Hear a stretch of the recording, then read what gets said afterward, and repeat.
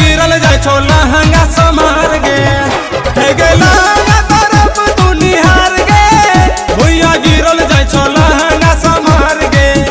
भुइया गिरल जाय छो लहंगा समार गे भुइया गिरल जाय छो लहंगा समार गे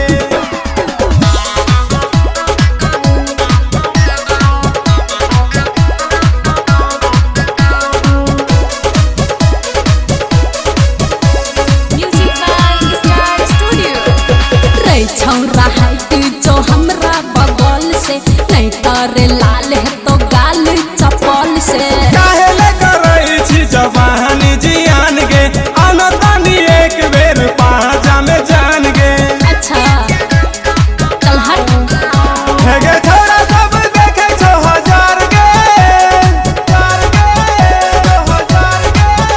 हे गे छोरा सब देखे छो हजार गे भुइया गिरल जाय छो लहंगा समार गे भुइया गिरल जाय छो लहंगा समार गे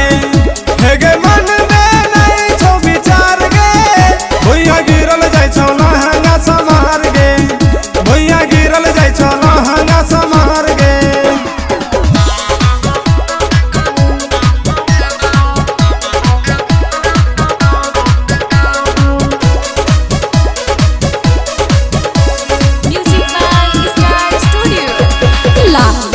करे पर तोहरो इलाज रे चल जरे छौरा हमर गरम छै मिजाज रे कहाँ तोहर घर छौ गे बोल ना गे प्यारी काहे ला तू दै छी गे काटल काटल गारी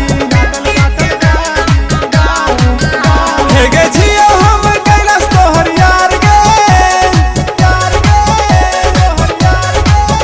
हे गे छियो हम कैलाश तोहर यार गे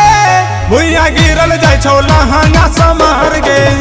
भुइया गिरल जाय छौ लहंगा समार गे हे गे छियो हम बचपन के यार गे भुइया गिरल जाय छौ लहंगा समार गे भुइया गिरल जाय छौ लहंगा समार गे कैसे पकड़ते हैं हम सही पकड़ते हैं।